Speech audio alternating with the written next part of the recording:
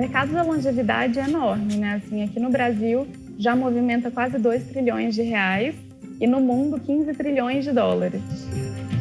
No segundo episódio da série Caminhos da Longevidade, você vai ver como a nossa sociedade está se preparando para lidar com o futuro prateado.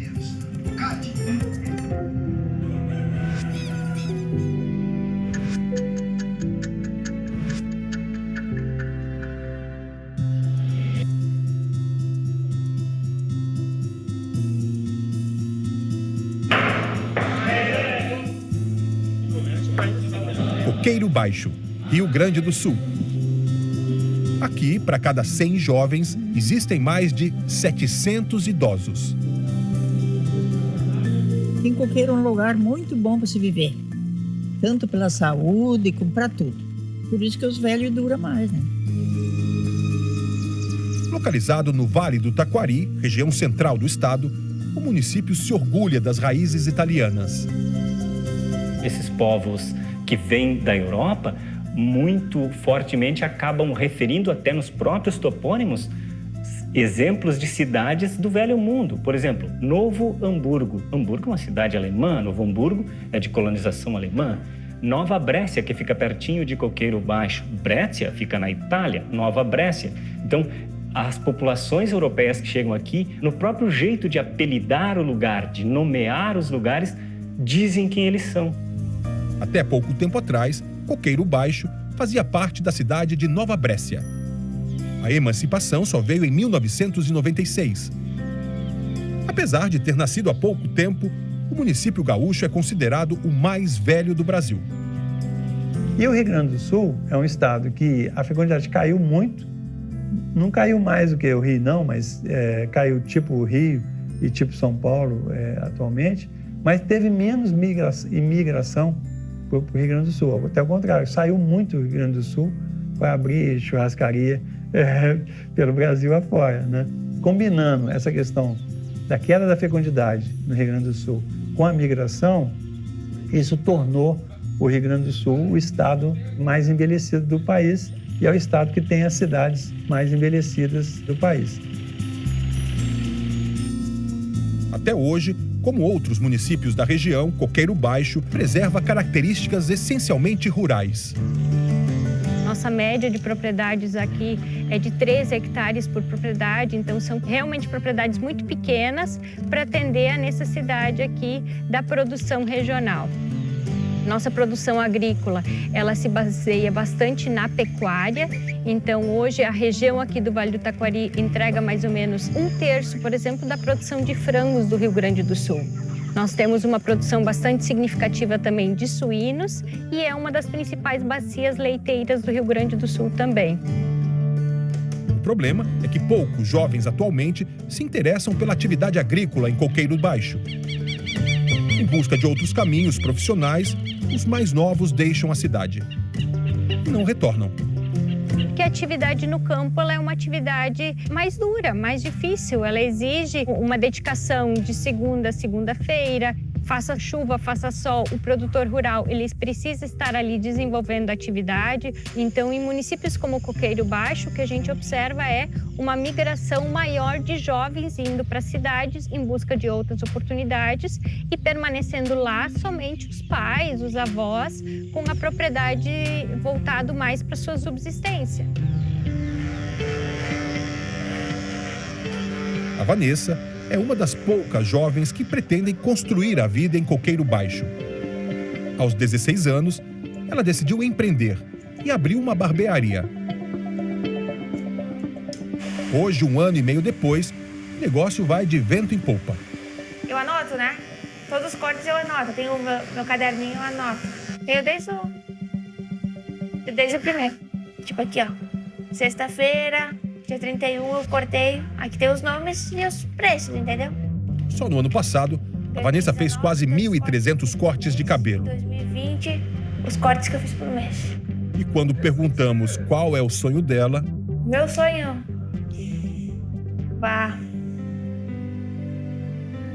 Eu quero crescer, né, nessa área da barbearia, ficar por aqui, por enquanto, né? Eu não pretendo sair daqui, ficar com a minha família, essas coisas.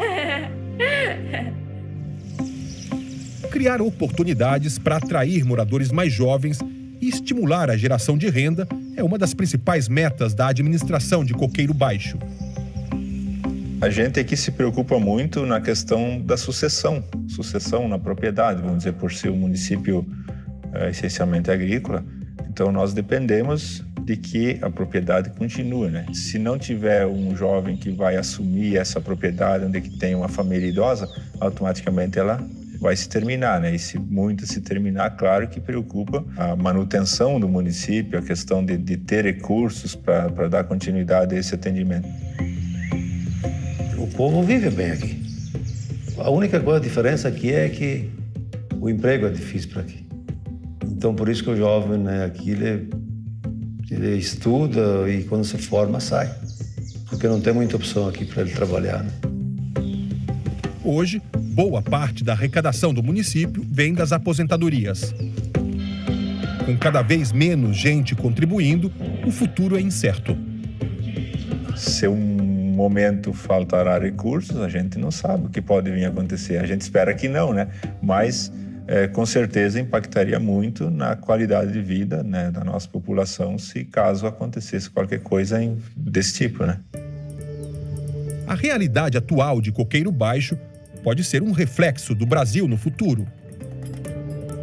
Entender isso pode nos ajudar a antecipar problemas que, em breve, devem atingir todo o país. No século XX, a esperança de vida, antes de 1900, era menos de 30 anos de idade. Na média do mundo, as pessoas viviam menos de 30 anos. E em 2000, já viviam mais de 60 anos. Então, dobrou a esperança de vida em um século. Isso nunca aconteceu antes e nunca vai acontecer de novo, porque senão a gente não vai dobrar a esperança de vida para 120 anos. Além do aumento da expectativa de vida, nos últimos 100 anos, o mundo testemunhou uma queda significativa dos índices de natalidade. Com o passar do tempo, a estrutura da sociedade, que originalmente tinha muitos jovens e poucos idosos, foi se transformando. No Brasil, essa pirâmide etária deve se inverter em breve.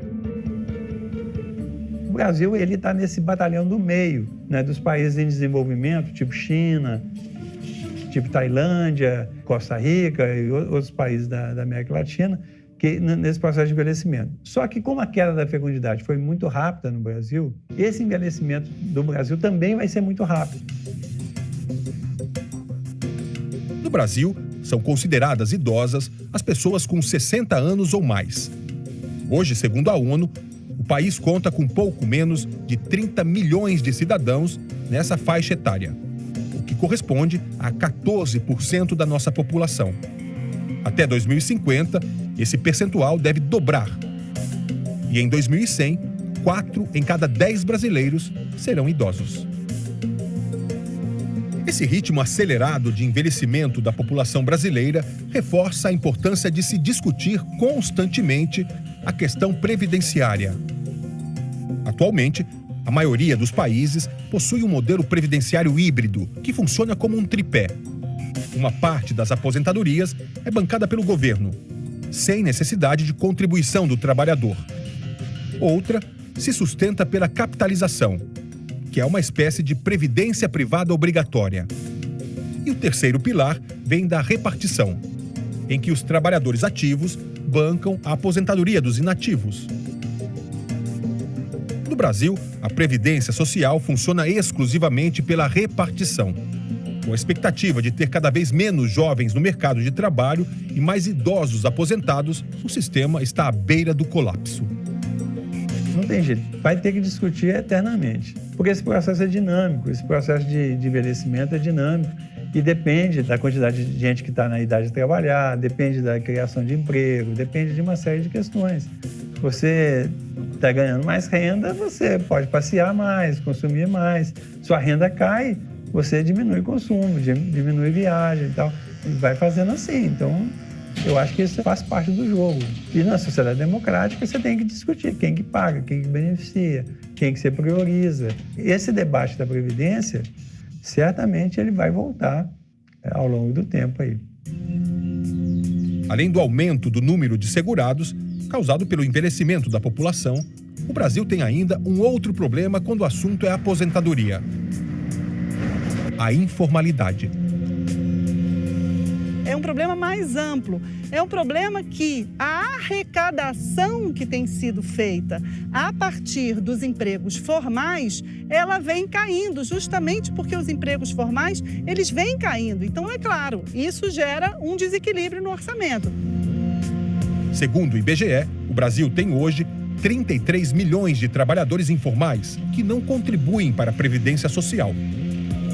O desemprego, que já era alto e ficou ainda pior por causa da pandemia, é outro agravante. O envelhecimento populacional, que é o aumento da proporção de idosos na população, ele tem um primeiro momento muito positivo, que a gente chama de bônus demográfico. Quando você tem essa alta proporção de jovens na população, você tem uma alta razão de dependência.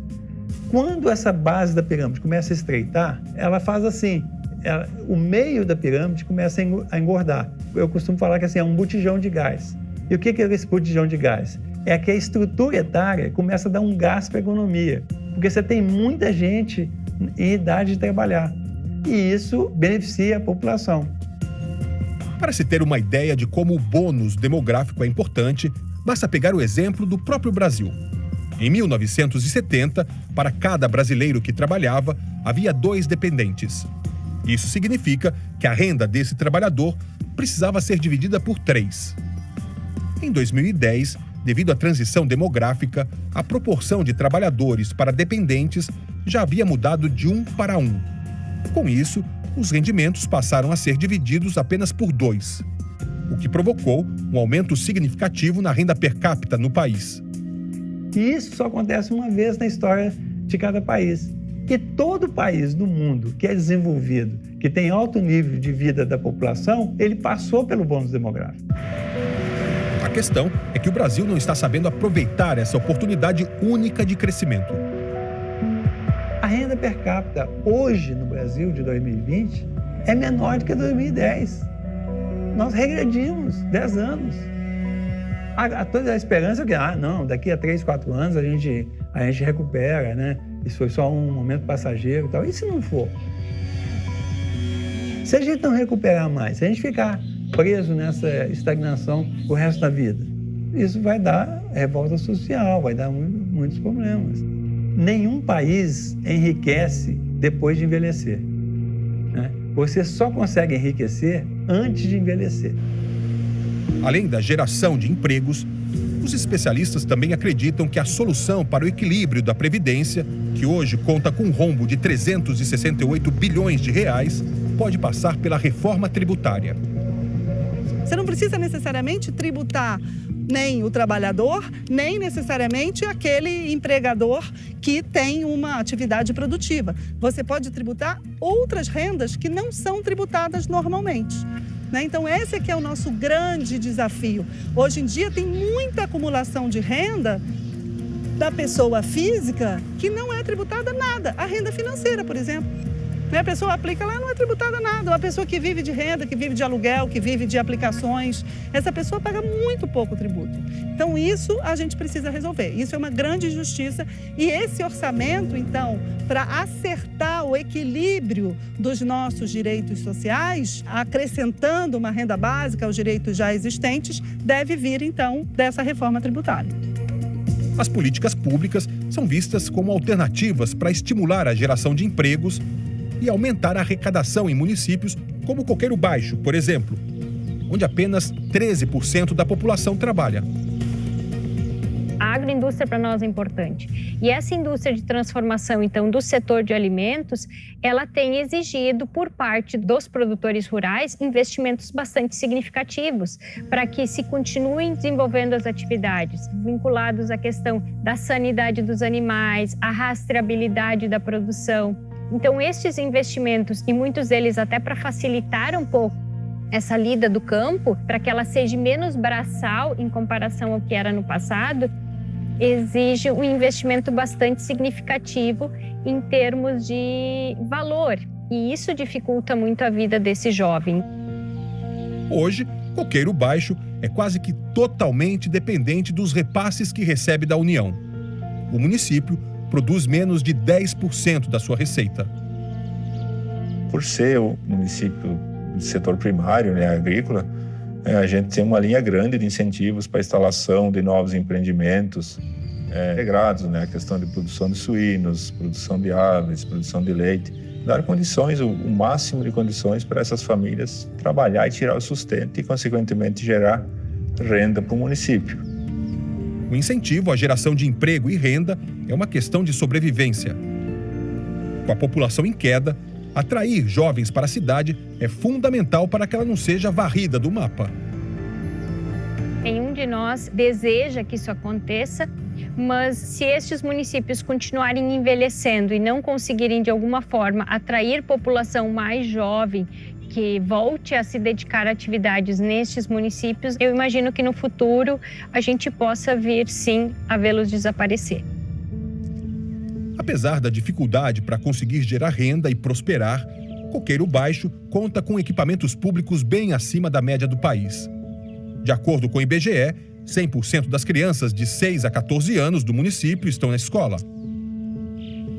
A saúde pública também se destaca. Nós temos aqui um atendimento em saúde de primeiro mundo, né? O pessoal que vem de fora e vê a nossa realidade, eles dizem que nem em particulares não consegue ter esse atendimento próximo e rápido que nem a gente consegue oferecer aqui, talvez pela baixa quantidade de população, né? E nós estar bem estruturado, a gente consegue prestar um atendimento bom e uma qualidade de vida boa. Então, nessas condições aí, a gente tenta também atrair famílias novas, pessoas novas para vir para o município e dar essa sequência. Com a família do Douglas, deu certo.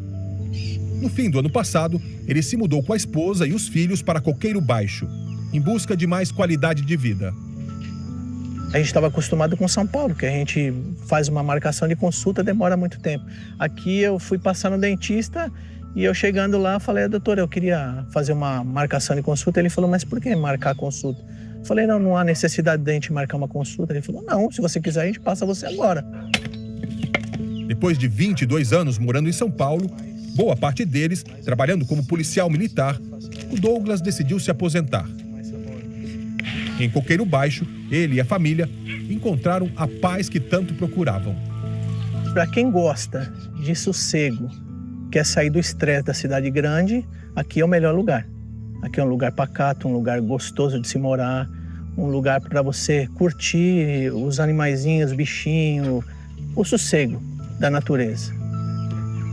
A tranquilidade de Coqueiro Baixo impressiona e pode ser um dos fatores que ajudam a explicar a longevidade da população. O que traz a doença para a gente lá é o que? O estresse. É aquele trânsito doido. E graças a Deus aqui eu não sinto mais o que a gente sentia lá. Às vezes uma dor de cabeça, chegava em casa com uma dor e aquele não, aqui é diferente, você já não sente o que você sentia lá. Aqui, o senso de comunidade também é forte. Todos amigos, a gente se dá com todo mundo. Não tem inimigo, não tem briga, não tem nada. A homenagem a Coqueiro Baixo. Os mais experientes ajudam os mais jovens. O prefeito é meu vizinho de Vista de Terra e o que ele não sabe eu ensino. E aqui se cultiva muito bate-papo, a visita, o chimarrão, a troca de ideias, a troca de experiência, o favor, aquele favor, eu preciso de uma ajuda hoje, o vizinho me ajuda e no outro dia ele retribui. Com uns cuidando dos outros, os idosos de Coqueiro Baixo seguem firmes e fortes. Eu me sinto bem porque aqui eu me dou com todo mundo. Eu me admiro de tantas pessoas que gostam de mim. E gostam mesmo. Dona Doralice é conhecida em toda a cidade. Aos 80 anos, suas mãos são reflexo de uma vida dedicada à terra. Gosto muito dessa horta e fazer limpeza, fazer comida, lavar roupa. Tudo isso eu gosto. Gosto muito de trabalhar. Além do trabalho na lavoura, a dona Doralice se dedica até hoje a uma outra missão: cuidar do filho de 54 anos que tem paralisia cerebral. Eu gosto de segurar ele limpo, dar comida boa, dar tudo que ele me pede. Eu gosto de dar para ele. Eu creio que Deus faz tudo. A família se mantém unida pelo trabalho e pela fé. Em Jesus Cristo, que é o único Filho nosso, Senhor. E ao pensar no futuro, Dona Doralice tem apenas um desejo: que Deus me deixe viva para cuidar do meu filho.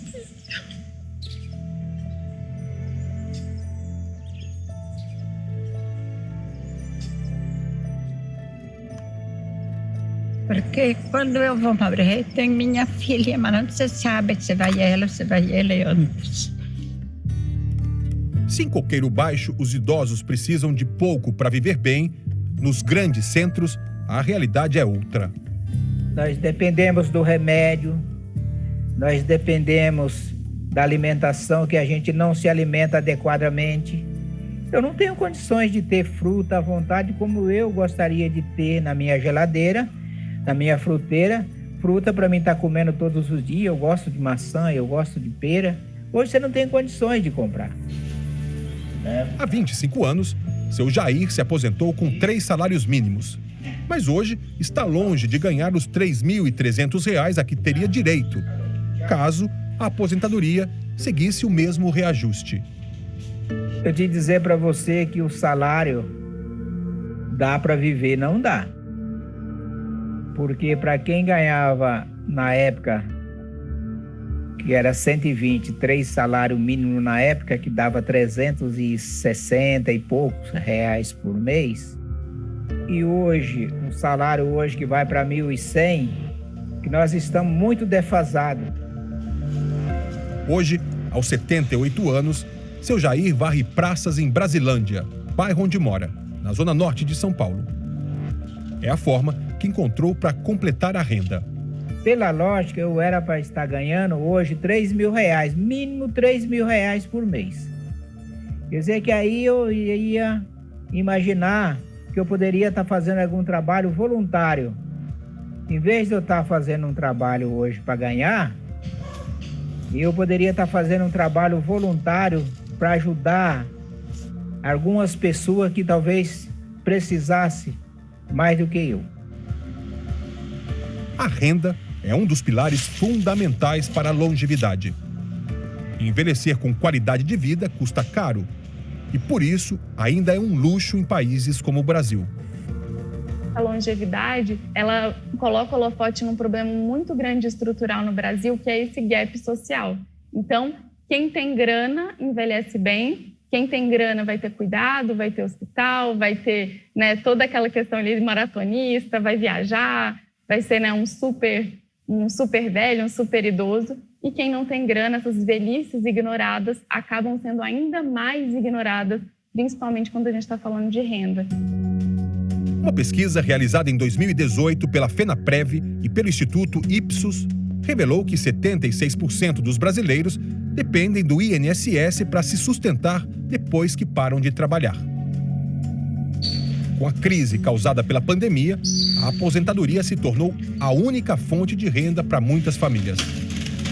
Durante a pandemia, né, o que nós vimos foi uma situação muito drástica de diferença social entre as pessoas que têm alguma renda garantida, independente de estar na rua trabalhando todo dia, e as pessoas que não têm garantia nenhuma. Tanto as pessoas que têm família, que têm herança, que têm aposentadoria, que têm algum salário fixo garantido, que têm alguma pensão, essas pessoas conseguiam sobreviver minimamente. Aquelas pessoas que precisam estar na rua trabalhando mesmo, porque sem isso não ganham nada, essas pessoas tinham o seguinte impasse: ou elas iam ficar na rua se arriscando na pandemia, ou elas iam ficar em casa sem ganhar nada. A única coisa que remediou isso foi o auxílio emergencial e as famílias em que tem algum aposentado ou alguém que tem um salário fixo que podia, portanto, sustentar uma parte da família com isso.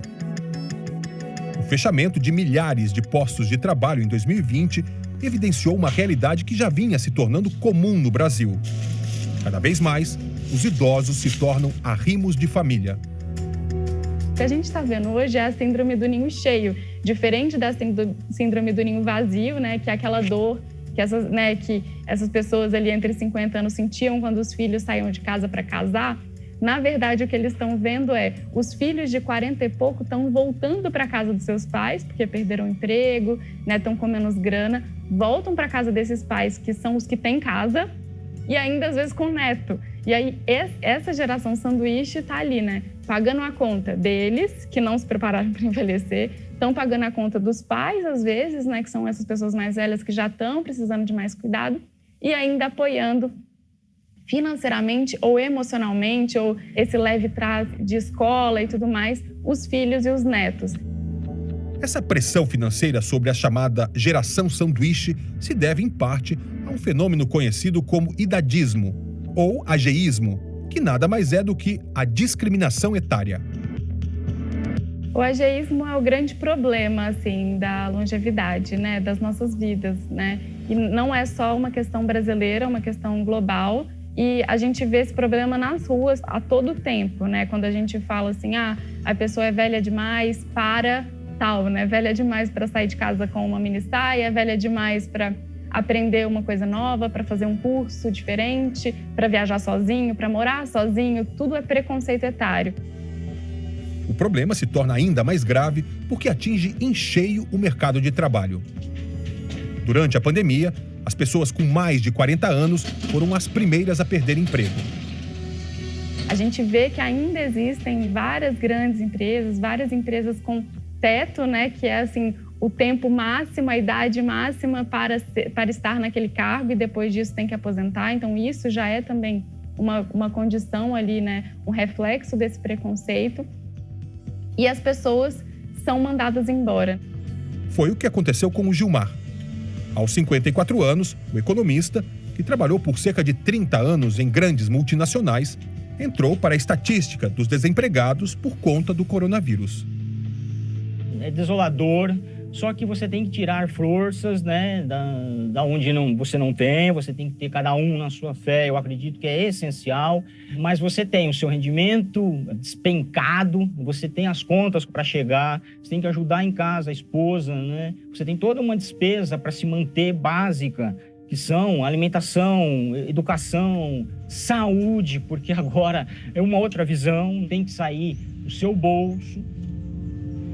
A explosão do número de casos como o do Gilmar deu origem a uma nova geração nem-nem.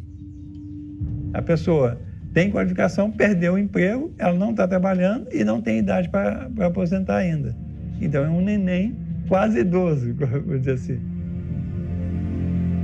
No próximo bloco, você vai conhecer iniciativas que ajudam os idosos a derrubar esse rótulo indesejado de nem-nem. A nossa carreira foi desenhada, assim como o nosso contrato social de trabalho, foi desenhado para pessoas até 40 anos. E vamos entender como o envelhecimento pode trazer boas oportunidades para a economia. A gente não está falando só de criar um negócio para ser bonzinho, para resolver um problema social, mas realmente é um negócio para ganhar dinheiro. A gente volta já já.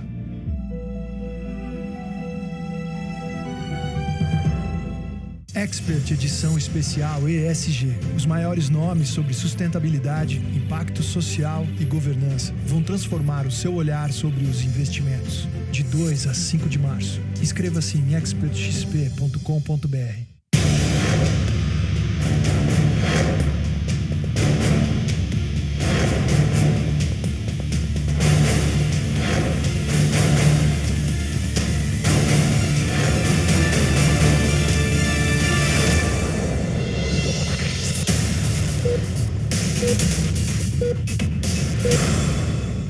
CNN Sinais Vitais. Apoio.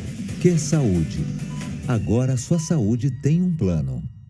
Como você acha que vão ser os carros no futuro? Vão ter faróis, tipo dentes de leão. Dentes de leão? Sim.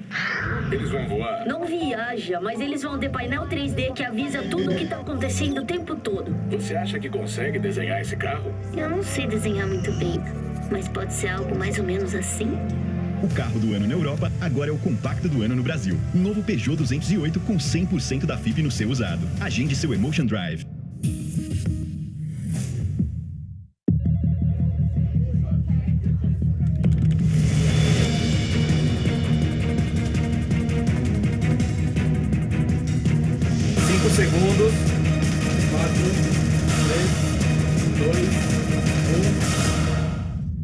Boa noite.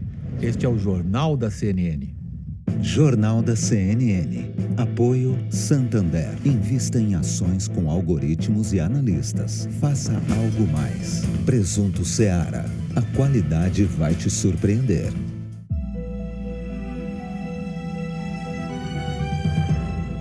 CNN Séries Originais está de volta com o segundo episódio do documentário Os Caminhos da Longevidade. Agora você vai ver como o mercado de trabalho se prepara para receber profissionais cada vez mais velhos e os obstáculos que muitos desses profissionais enfrentam antes mesmo de chegar à terceira idade, como o chamado idadismo, que conhecemos no bloco anterior.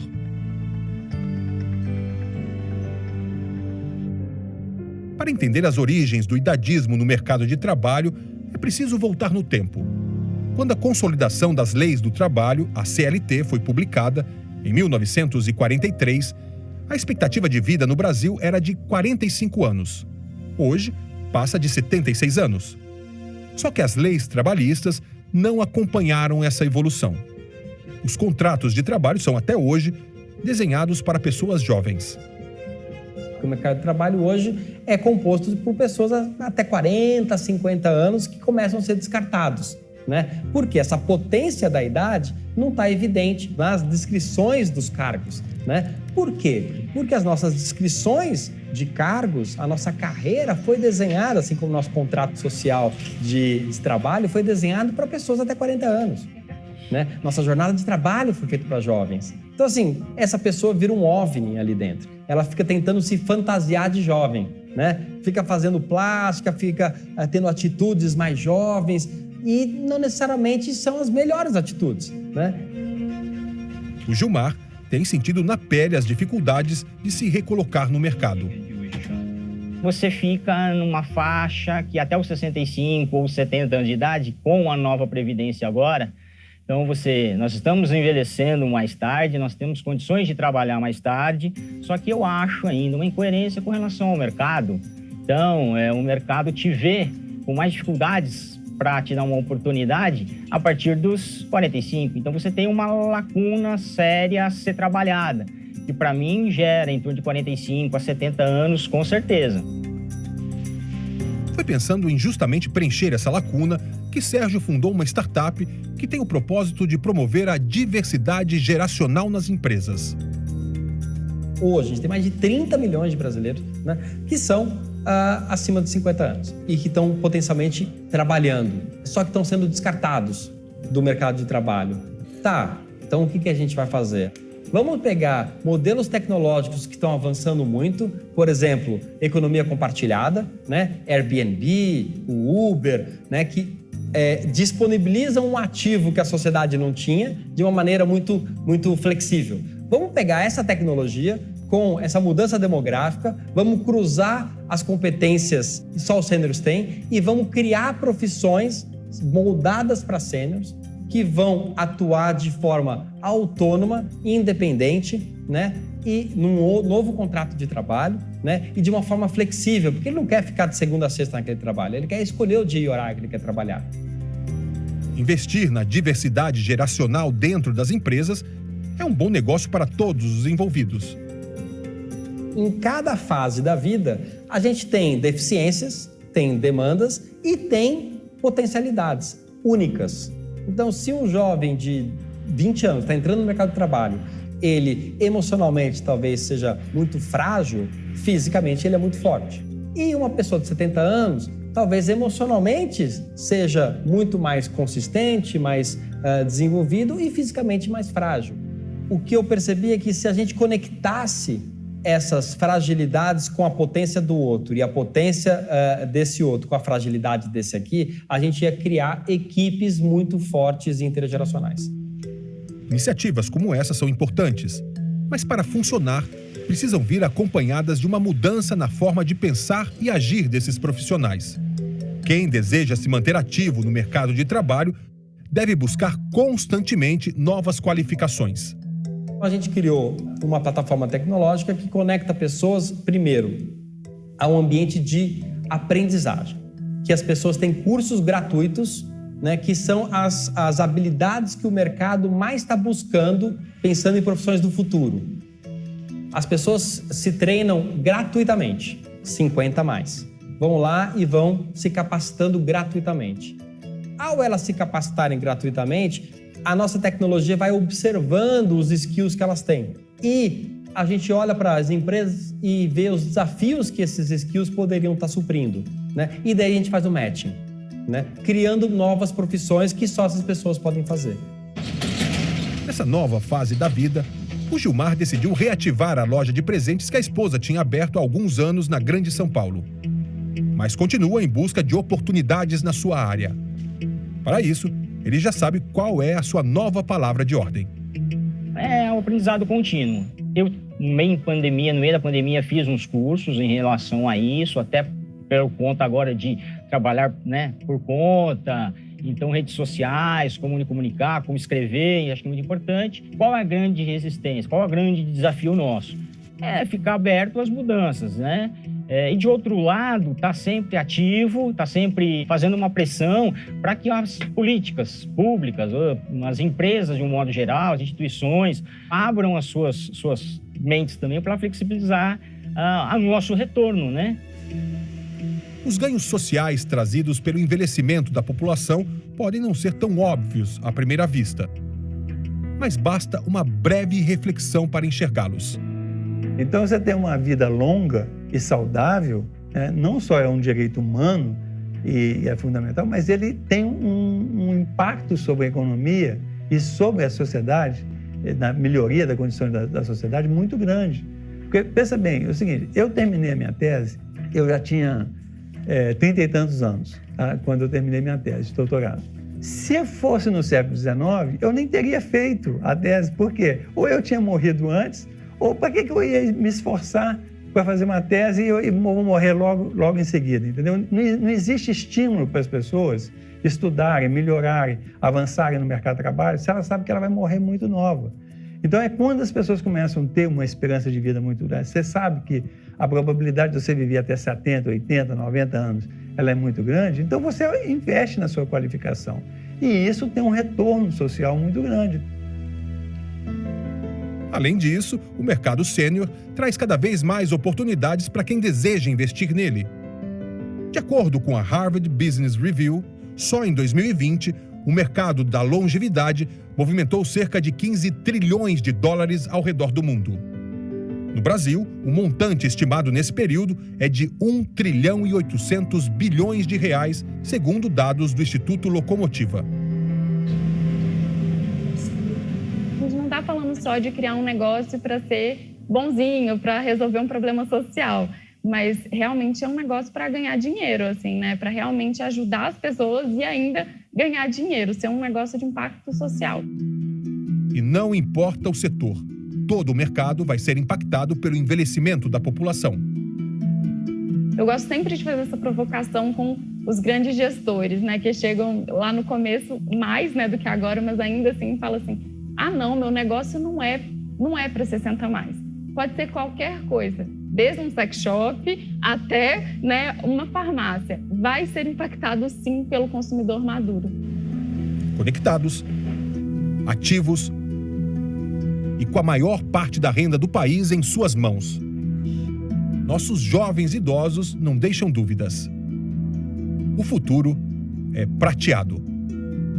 O que antes o aposentar era ficar no aposento, era realmente, né, ir para lá, ficar quietinho na cadeira de balanço, hoje não é assim, porque as pessoas estão aprendendo pelo YouTube, estão no Facebook, estão no Instagram.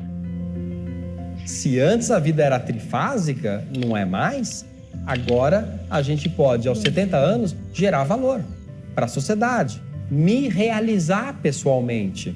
E assim, é muito diferente de uma geração atrás, que aos 70 anos eu deveria estar na cama, quietinho, com minha pantufa, assistindo televisão, né? E aquele sonho da aposentadoria, né? Como se fosse o prêmio de uma vida toda adulta trabalhando. Essa é a grande transformação de sociedade que a gente está. Como que a gente vai modular isso é o grande desafio que globalmente a gente está vendo.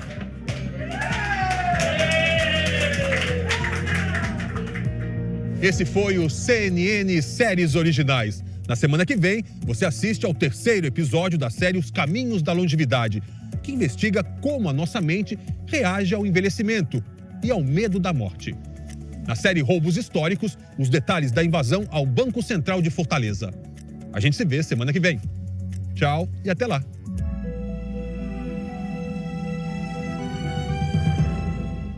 Esta é a CNN, a maior do mundo.